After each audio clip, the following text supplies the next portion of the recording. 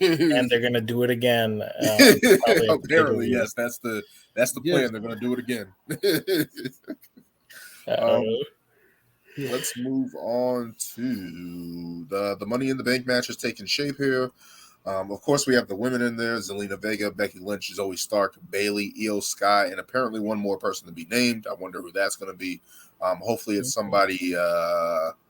Maybe it's a way to get Bianca Belair in there. Maybe it's a returning Piper Niven. I don't know which direction they're going to go with that. I don't know what match is set up right now. But what do you guys think about the field so far? Of course, I like Zoe Stark being in the match. Of course, being a young person from NXT, getting a little bit of new blood in there. I think the potential of Io Sky in there. Hopefully, we see some, of course, some high flying acrobatics. But what do you guys think about this match being set up so far, and potentially who can be the last person in? Well, you go ahead, Lewis. I definitely like the lineup. I'm not gonna lie, I'm really hoping they don't just do all of this just to give it to Becky and just put her in the title hunt again, because I do not think she needs it. She can easily go chase whoever. I feel like this is a time for, literally, you could have Zelina, maybe not Zelina, but hey, still Zelina, Zoe, even though she's hot fresh, but mostly Io, I think. And honest, I'm not even gonna lie, I could see Bayley getting it and maybe kind of change up her character a bit. I don't know. Give her some new angle. I don't know. It could reinvent her to something a little better. Maybe like I don't know. I feel like her character is kind of similar to Seth's, but the thing is that she just loses. So it's like, yeah, if she kind of could play this whole heel where she wins, there you kind of go. But I don't know. Like the field right now, I'm trying to think like, is Rhea, what's Rhea? Rhea's the heel. Asuka heel. So it's like you kind of need these baby faces right now. So, I mean, obviously we're getting, it's either going to be a triple threat or whatever with the whole Asuka, Charlotte, Bianca, whatever. Yeah, you could just save that from SummerSlam. It needs to be saved for SummerSlam. I was saying, when I saw it online, I'm like, yo, that better be saved for SummerSlam. You better not be doing that. Because, and if anything, what makes sense most is that Bianca just ruins the match and costs Charlotte the title, and boom, you have your story right there. But yeah, I think give Bayley another shot. I don't think she's won Money in the Bank, but if anything, give it to someone new and actually know what you're going to do with it. I don't want to see another stupid Otis situation where it's like a shock win and then you just take the fucking thing away from him. That was like the biggest disappointment I ever saw in Money in the Bank. And that was during COVID too. Tucker? Was it Tucker that cost him it? Yeah. But then they turned, because he won because he was in the match, and it's fucking stupid. Wasted opportunity. Because even if he would have lost the match, cashing in, or whatever the case may be, at least you would have had him be in that moment, see how he looks against another champion and stuff like that. So I definitely felt like that was a missed opportunity. But I definitely like the field so far. Of course, when you were talking about Bayley, Dakota Kai's injury kind of set that a little bit in a state of flux right there with damage control. But ironically, both of them are still in the match. Of course, Io Sky and Bayley are in there. Zoe Stark is a nice fresh face. Zelina Vega, Becky Lynch, but I think we're all in agreement where we do not need Becky Lynch to win this match. She does not. We shouldn't be concerned about it though, because Becky's still in this story with Trish, and Zoe Stark is in the match. So even if Zoe Stark gets knocked out, I mean, we could see Trish interfering, like Becky's like screwing her or dumping the table on her or whatever. And then you got your SummerSlam match. So I think from that standpoint, we wouldn't have to worry about Becky. But the one person, if they really want to consider somebody, I mean, regardless of who gets the last spot, Io Sky. Now, if you really want to add fuel to the eventual breakup of Damage Control, I mean, that's how you started. I mean, jealousy from Bayley that Io's walking around with this briefcase. But Who you guys think is going to get the last spot? Shotzi. She just lost to Io, I believe. But yeah, it's like she kind of grew on me in NXT from when she started NXT till like now. She grew on me. She has a good character. She has a good character, but she hasn't been given the chance to shine. And like they've given her like random ass title shots, but just no build. You know, so I think it'll either, I don't know. I saw that little vignette with Natalya, so I don't know if somebody's gonna team up with her. They need a Hall of Famer, man. Has she ever been in Money in the Bank? She probably has, but but she never won. But we never think of her as a contender to win it. No, the only other, I don't even know where she is. I guess she's on SmackDown's fucking, what's her face? The army chick. Lacey Evans. But hold on, back to Natalya for a second. She should be nowhere near this with Money in the Bank ladder match. Yo, she just got folded in 2 minutes at the last pay-per-view. So after that, you shouldn't get any more title matches for at least like 3 months. I believe she had a promo where she was like she doesn't know who she is anymore, so maybe that's a good thing. And I'm like, oh my god, retire. Why do they keep giving her TV time? They should make that a rule. If you lose a title match in like less than 3 minutes, you don't get a title match for like the next 3 months. You go to the back of the line.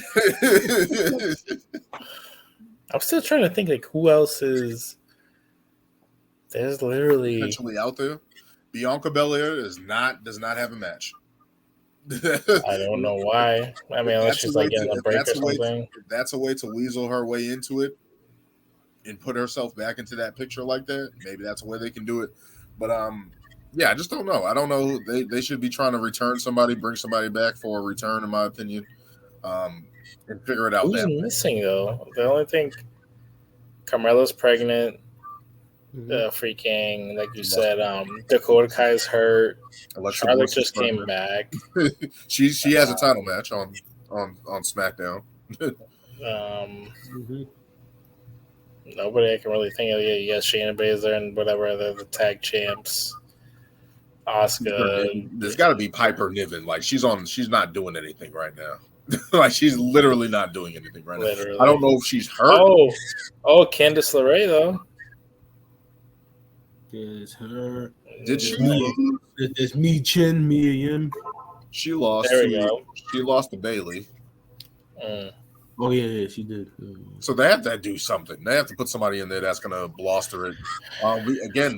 This is why I think it's got to be Piper Niven, maybe a potential Nia Jax returning, something to make this happen because a lot of these women are small. You need some type of diversity in this match, in my opinion. Like you need somebody who's going to be a bruiser, put somebody through a ladder, a table, something physical right now. And I don't see anybody. That's the one thing that they need in this match potentially. So we'll see what happens and see who the last contestant is as we move on to the SmackDown. The men's Money in the Bank match where we have Ricochet, Shinsuke Nakamura, LA Knight, Santos Escobar, Butch, and Damian Priest, who recently qualified, defeating Riddle, who I thought they would try to put in this match, but apparently he's still on his losing, paying back for being out, paying his dues for being out. So Damian Priest got the win on Monday Night Raw. What do you guys think about this match setup? I think there's a lot of young talent in there, a couple guys that can go, and I like the addition of Damian Priest in there, basically saying to Judgment Day, hey guys, don't interfere in my match and doing that whole thing. So it looks like there's an apparent break there at some point. But what do you guys think about this match actually taking form? How it is? LA Knight. Yeah. That's when you look at the 6 competitors in this match, he just stands out of everyone. Mm-hmm. And the one thing that I like, all 6 of these guys never been world champion. Mm-hmm. This is literally your mid of your mid card. This is your mid card right here. These 6 guys, essentially, in a sense. I know Butch is in a stable with Sheamus and Ridge Holland. But aside from that, I mean, these are essentially your mid card guys, which essentially means someone has the potential to really be elevated. Santos Escobar. Of course. Santos. But another dark horse is Nakamura, because Triple H seems like he's on a mission to get Nakamura back to where he was when he had him in NXT. I can tell you, you look at Shinsuke's presentation since he's been drafted to Raw. Triple H is on a mission with him. He wants to get Nakamura back. Thank God. He also knows. So he's a dark horse. But based upon the abilities of these 6 guys, you're definitely going to see some crazy spots, some memorable moments, especially as far as Ricochet goes. It's a nice feel. I'm looking forward to it. But L.A. Knight, it has to be him. I don't. As much as I agree with Brian that I think out of all majority of the people in this, the only ones with the most character, besides Damian Priest, is LA Knight. Shinsuke is definitely established. I'm not fully confident that they're going to give him the Money in the Bank, but I see him just getting other title shots. I don't know at this point, because he's just so over and from who he is. I'm not gonna lie, I want the Bruiserweight back. I fucking loved Butch as UK champ, and that man was a fucking killer. I should put Pete Dunne instead of Butch. My bad. Yeah.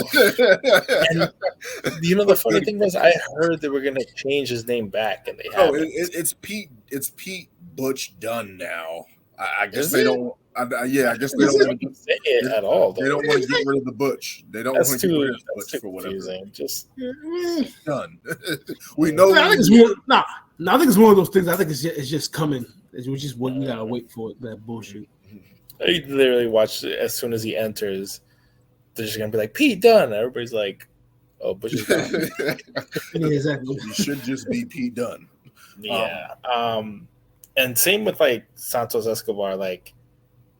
I feel like this man was way better as a heel. His stable and everything was really good in NXT before they got called up, and they were heels. Now they're just we're the Latin group. I'm like, so you guys noticed that too.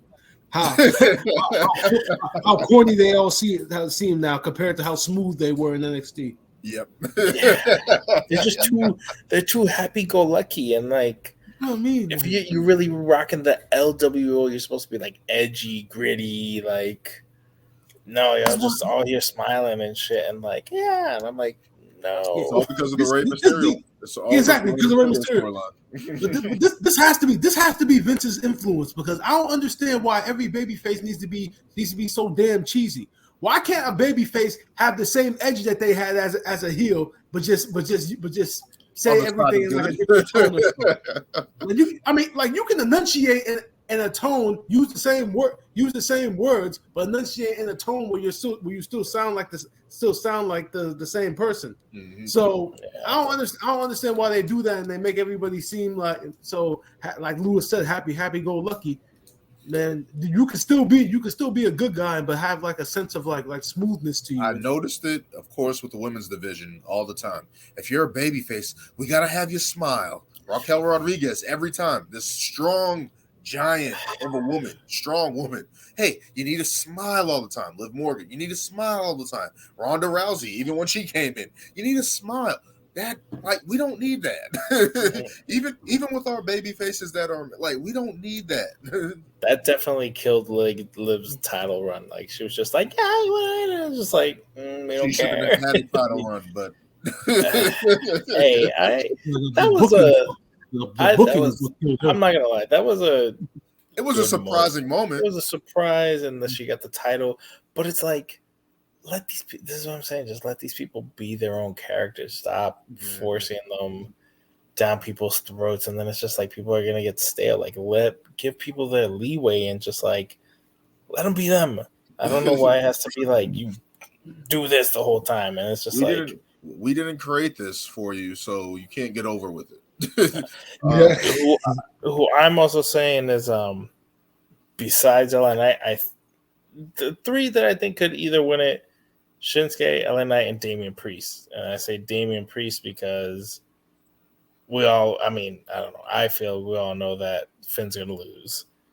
And then if Damian wins, I feel like that's going to be like, hey, you got your opportunity. You lost. I got my opportunity. I won. I feel that's going to – I feel like they're definitely trying to get Damian into his own thing, and I feel like he's going to be the one to kind of get plucked out of the Judgment Day, and then maybe you get JD McDonough in there or whatever, because they've already started hinting at that and everything. So I see Damian Priest as a strong pick as well. Yeah.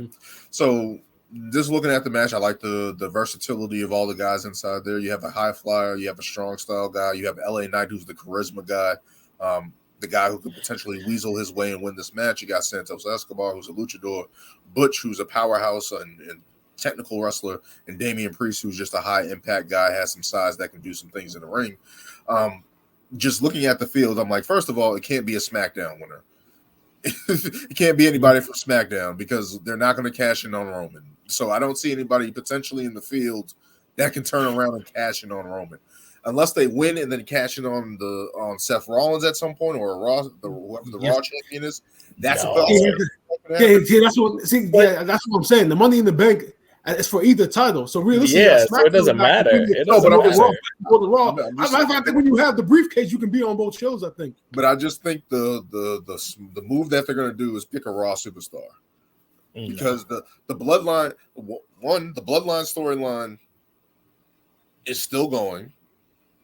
It's still going to continue. We still have this mode. I don't think that's going to be an opportunity where you like go away from that storyline right now and then with a cash in at some point. I just don't think that's how they're going to do it. That's one.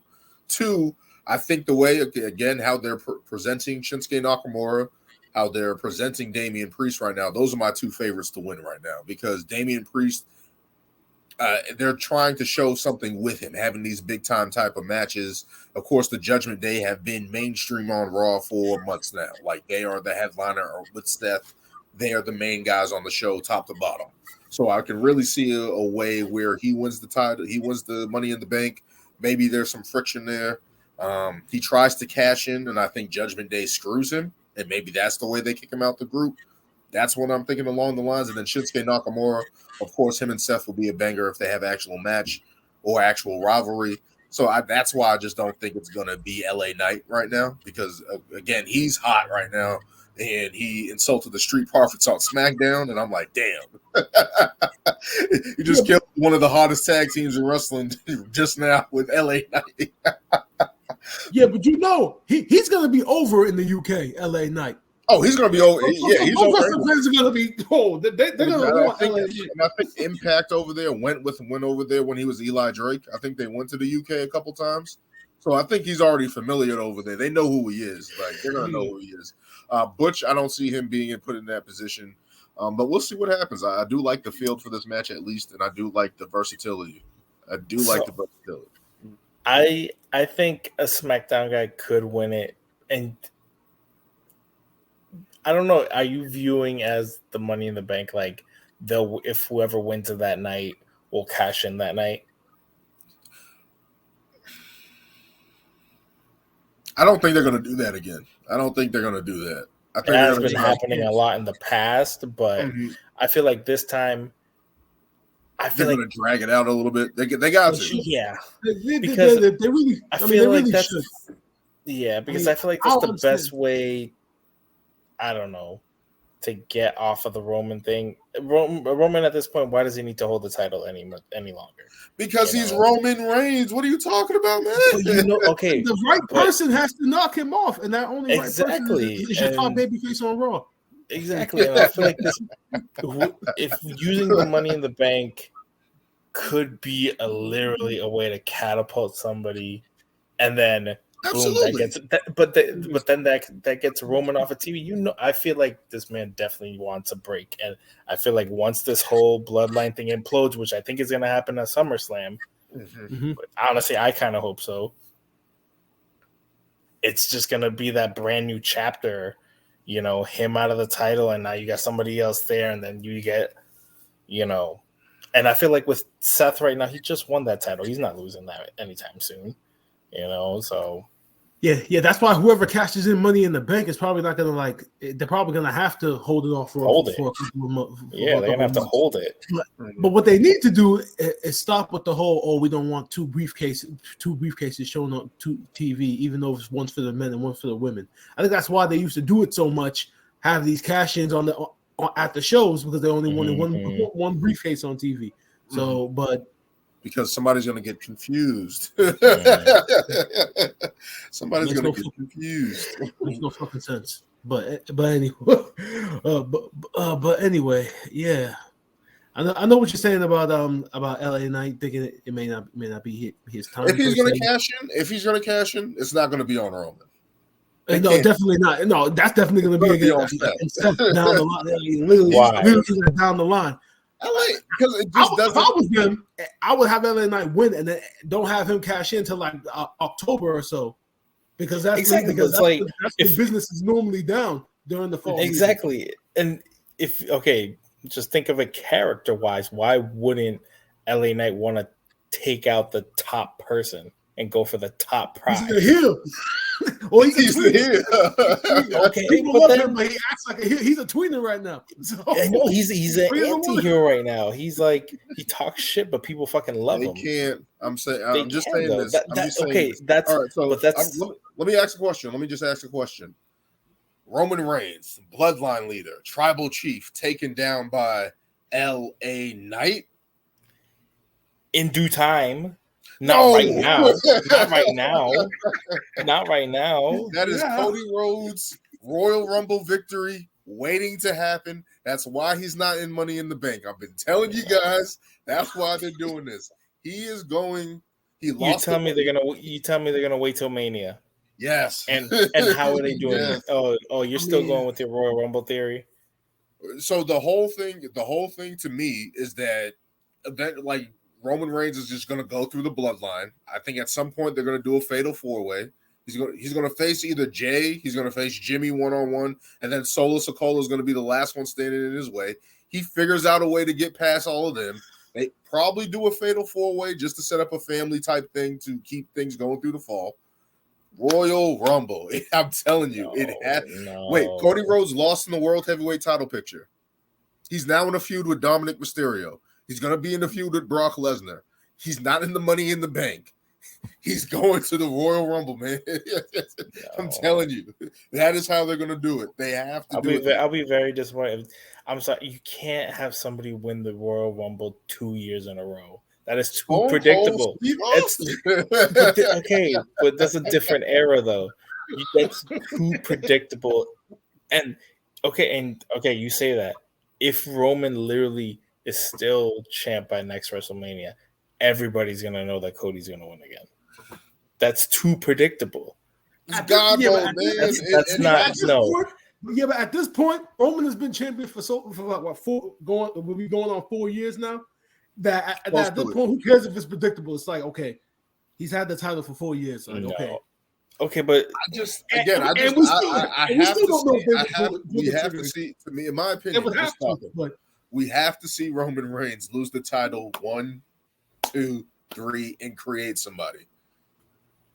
A cash-in doesn't. Again, this is my problem with the cash-ins like that. It doesn't help that person because now we're expecting LA Knight to carry a feud with the Bloodline potentially, or whoever's on SmackDown. Like, what?